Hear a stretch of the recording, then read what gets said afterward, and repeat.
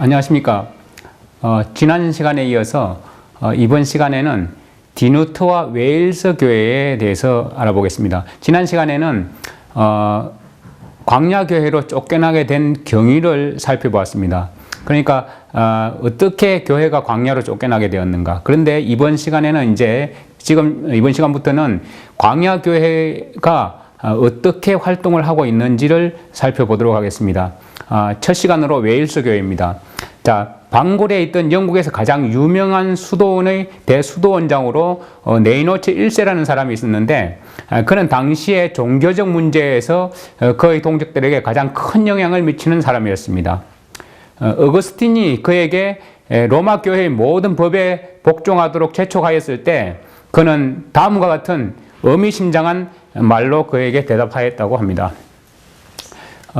우리는 모두 하나님의 교회의 말씀을 들을 준비가 되어 있다. 우리는 또한 로마에 있는 교황이 하는 말과 그리고 모든 경건한 그리스도인이 하는 말을 들을 준비가 되어 있다. 이렇게 함으로 우리는 그들 각자가 처해 있는 상황에 가장 적합하게 완전한 사랑을 나타내고 그들을 말과 행동으로 섬기고자 한다. 우리는 당신이 교황 또는 교부들의 교부라고 부르는 그 사람과 관련해서 우리가 순종해야만 하는 법령에 대해 이 이상은 그 어떤 것에 관해서도 알지 못한다라고 기록하고 있습니다. 자, 디누트는 AD 530년부터 610년경에 살았던 웨일스의 지도자인데 웨일스 기독교의 역사를 영화롭게 만든 영웅적인 인물이었습니다. 그는 웨일스 민족의 삶 속에 자신의 존재를 각인시켰고 또한 켈트교회의 한 유능한 지도자와 교황권의 대리인 사이에 있었던 가망성이 별로 없는 첫 번째 만남을 지시하기도 하였습니다. 그는 잉글랜드와 웨일스에 있는 켈트 기독교의 지도자가 되었습니다. 1260년 기간의 시작점인 538년경입니다. 자, 그는 켈트 교회가 잉글랜드 교황교회의 창시자인 어거스틴과 마주하고 있던 그 중요한 시기에 교회를 이끌었던 인물입니다. 자, 웨일스 사람들은 아직도 6세기를 자신들의 역사에서 가장 찬란했던 시대로 여기고 있습니다. 디누트가 그의 사역의 정점에 다다랐을 때는 바로 콜럼바가 스코틀랜드에서 자신의 사역을 마무리 짓고 있던 그런 시기였습니다. 이 두 지도자는 켈트 교회가 영국의 섬들에서 승리를 이룬 시대에 같은 신앙을 가진 사람들을 이끌었던 사람들이었기 때문에 디누트는 콜럼바에게서 여러 가지를 배우고 또한 그의 선교 프로그램들을 따라하기도 했습니다. 이 선구자들의 디누트 다음 세대의 잉글랜드 켈트 기독교를 지도한 다른 한 선구자를 더해놓고 볼 때 우리는 이 교회가 나타낸 강력한 선교적 열의뿐만 아니라 그 통일성까지도 발견할 수 있는 것입니다. 디누트가 그의 사역을 수행한 시대적 환경을 좀 더 자세히 알기 위해서는 영국의 섬들에 세계의 큰 파고가 밀어닥쳐 온 시기의 역사를 우리가 살펴볼 필요가 있습니다. 웨일스는 교황권이 상륙한 후에 대영 제국 내의 나라 중에서 가장 먼저 켈트 교회가 공격을 당한 그런 나라였습니다. 웨일스의 신자들은 신앙을 위하여 자신들의 목숨을 바친 다른 이들의 용감한 모습을 본받았습니다. 켈트족은 용기가 출중한 민족이었습니다. 로마 제국 정복자들의 군대는 웨일스 산속에 거하는 원주민들 앞에서 하나씩 패퇴하였습니다. 이 때문에 그 정복자들은 거의 소진 상태까지 이르게 되었던 것입니다. 인류의 큰 분파인 켈트 민족의 일부분이었던 웨일스 사람들은 본래는 이교를 섬기는 그런 민족입니다. 그들 중 어떤 사람들은 다신교를 믿었고 또 다른 사람들은 드루이드교를 신봉하였습니다. 역사 속에 나타나 있는 드루이드교의 성직자 학교들은 학문과 문학 훈련으로 유명한 곳이었습니다. 자, 영국에는 일찍이 복음이 전해졌습니다. 기독교는 매우 일찍 영국의 섬들에 전해지게 된 것이죠. 심지어는 사도들의 시대에도 그 지역에 복음 기별이 이르렀던 듯이 보입니다.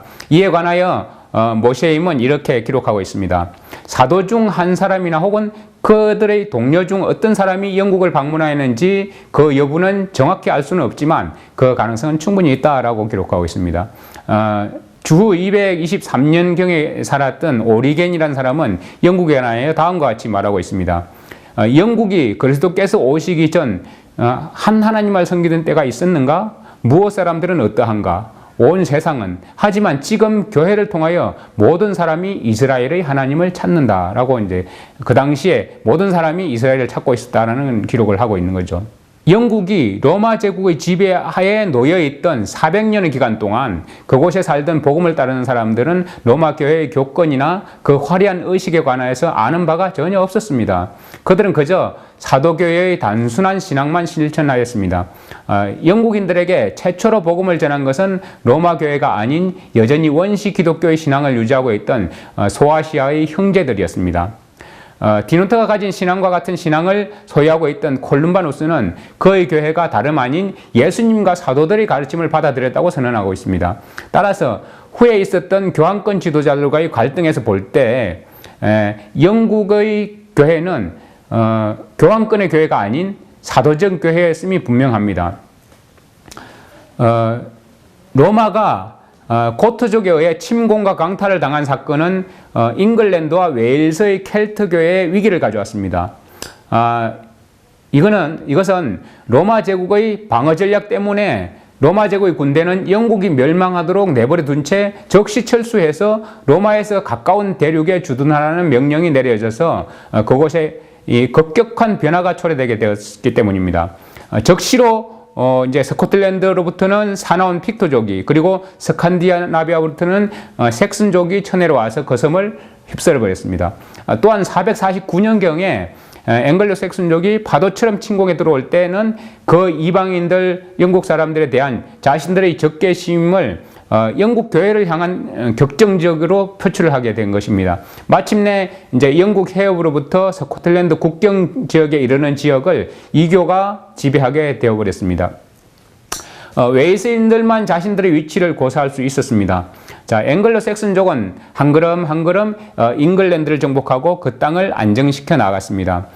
그들은 로마 사람들이 수년 만에 이룬 일을 거의 200년에 걸쳐서 이루었습니다. 이 약탈자들에 대한 잉글랜드 사람들의 저항은 너무나도 숭고하고 희생적이며 끈질긴 것이었기 때문이었습니다.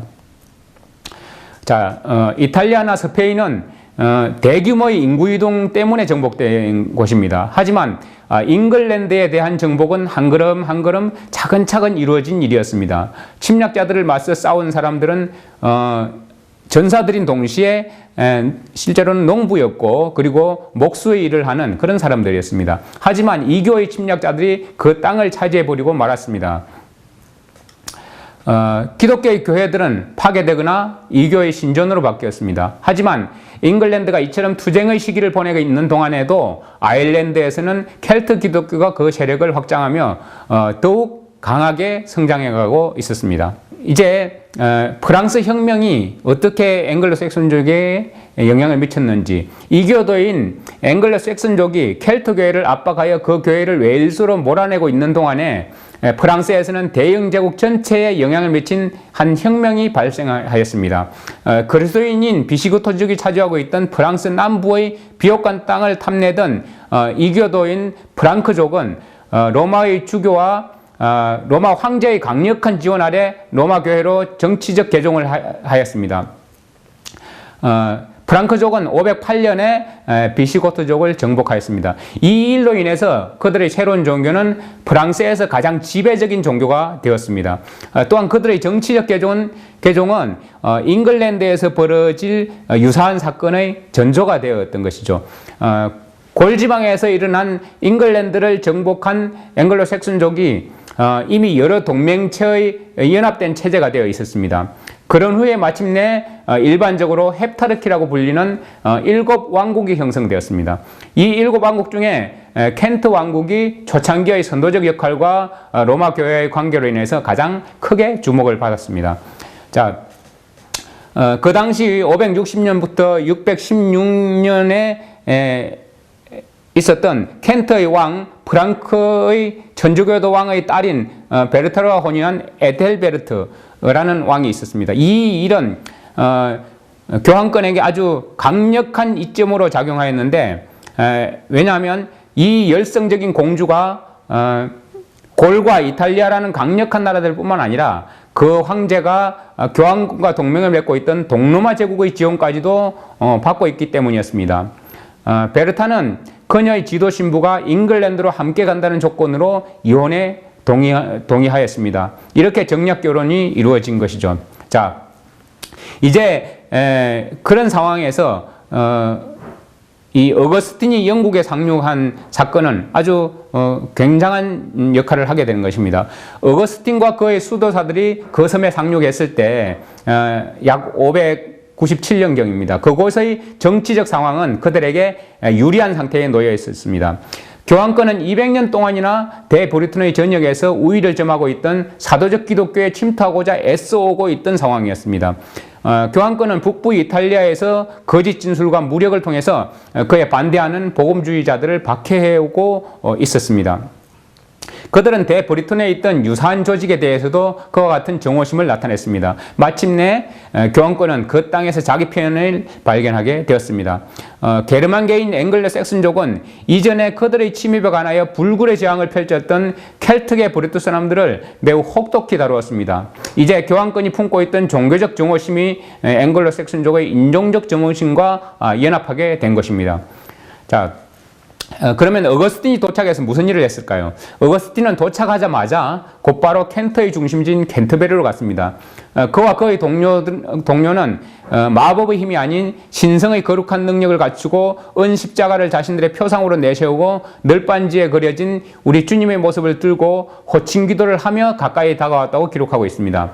자, 앵글로 섹슨족이 믿고 있던 기독교에서는 그 신자들에게 말로 형용이 불가능한 영원 지존하신 그분을 어떻게 표현하냐면 널빤지에 그려진 하나의 그림으로 나타날 수 있다는 것을 믿게 하는 것이고, 그리고 그들에게 그리스도께 복종할 것을 선포하면서 한편으로는 모든 형상을 금하고 있는 하나님의 계명을 무시해도 괜찮다고 가르치는 것은 참으로 고통스럽고 어려운 일이었습니다. 자, 이것은 이사야서 40장 25절에 그런 정도이가 나를 누구에게 비기겠느냐라고 선포하신 말씀에 비춰볼 때 참으로 심각한 일이었습니다. 그곳에 도착했을 때 이 어거스틴과 수사들에게는 많은 혜택이 주어졌습니다. 이 새로 온 바로 이 사람들에게는 공개적으로 가르치는 일과, 그리고 앵글로 섹슨족이 이교도였던 시절에 그들의 파괴되었던 교회들을 수리하고 문을 다시 여는 일이 허락이 되었습니다. 어거스틴이 여러 차례에 걸쳐서 수천 명을 켄트 사람들에게 베풀었던 도매금 세례가 얼마나 정치적이고 또한 얼마나 비상적이었나 하는 것이 그 나라의 왕이 죽고 난 후에 그 나라가 이교에 빠져들기 시작하면서 곧바로 드러나게 됩니다. 그 당시에 옛 율법들이 새로운 법률로 개정되었는데 이 일에 어거스틴이 상당한 영향을 끼쳤던 것으로 여겨집니다. 이 새 법률들에 따르면 일반 시민에게는 그 범한 죄에 대해서 일반적인 형벌이 가해졌고, 그리고 왕에게 범한 죄에 대해서는 9가지의 형벌이 가해졌습니다. 하지만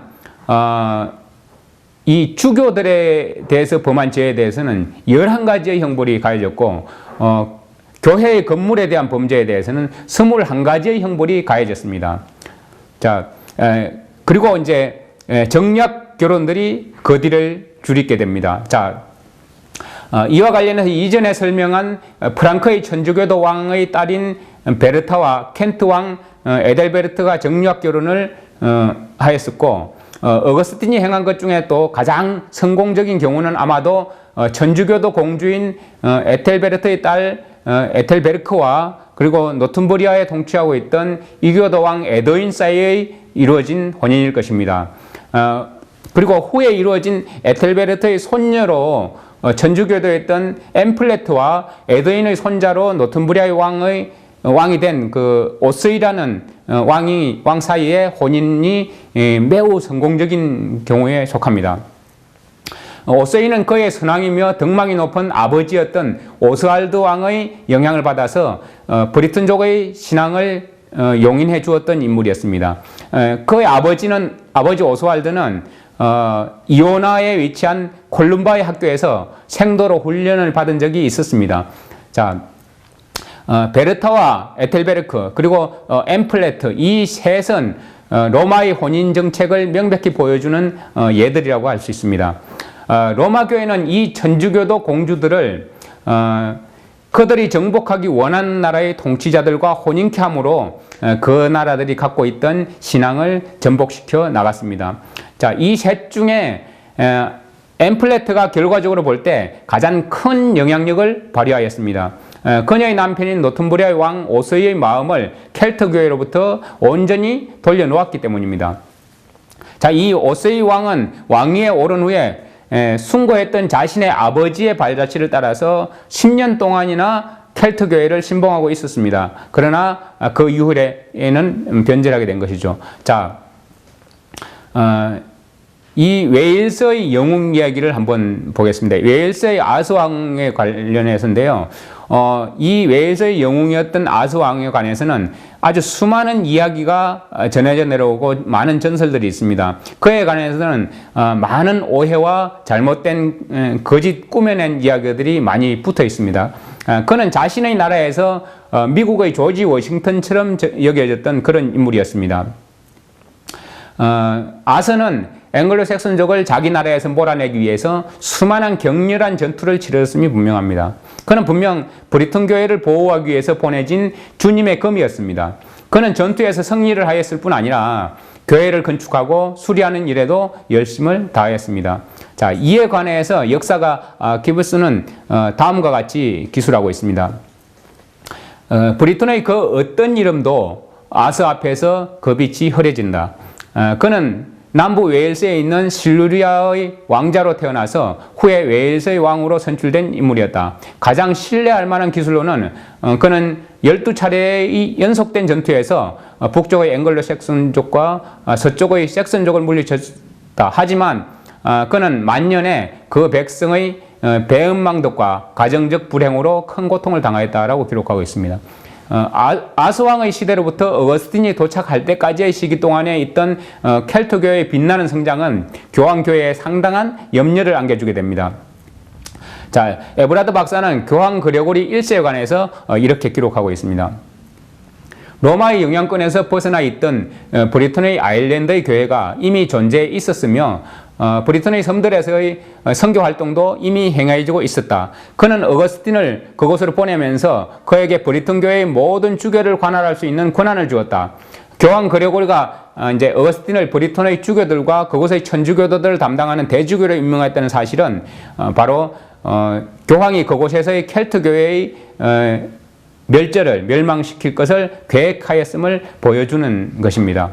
어거스틴은 켄트의 왕 에텔베르트로 하여금 인근 지방들에 있는 켈트족 교사들을 세 번을 강변에 있던 한 장소로 추정되는 어거스틴의 오크로 호출하도록 하였습니다. 이 소환 명령이 웨일스의 방골에 있던 그 유명한 켈트의 훈련 학교로 보내졌습니다. 자, 베데는 이 대학에는 목회를 지망하는 학생들이 너무 많았기 때문에 그 학교가 7개의 분교로 나누어져 있었다고 설명하고 있습니다. 자, 각각의 분교에는 그곳을 관장하는 원장이 한 명씩 있었습니다. 이 모든 분교가 각각 약 300명 이상씩의 학생들을 보유하고 있었으며 그들은 모두 스스로 노동을 하면서 작업하는 생활을 했었습니다. 자, 그 대학의 학장이었던 디누트는 그 당시에 켈트 교회의 조직에 비춰볼 때 아마도 웨일스에 있는 교회들의 최고의 지도자이기도 하였습니다. 만일 디누트가 소집된 그 회의에 참석을 했었다면 어거스틴이 초기 브리튼 기독교를 대표하는 한 박식한 인물을 만날 수 있는 기회를 잡았을 수 있었을 것입니다. 시간이 되었으므로 이번 시간은 여기서 마치도록 하겠습니다. 자, 그러면 어거스틴이 왕의 명령을 이용해서 이 이상한 회의를 소집했는데 그 회의에 참석한 사람들과의 관계 그리고 그 결과는 어땠을지 다음 이 시간을 기대해 주시기 바라겠습니다. 다음 이 시간에 다시 찾아뵙겠습니다. 감사합니다.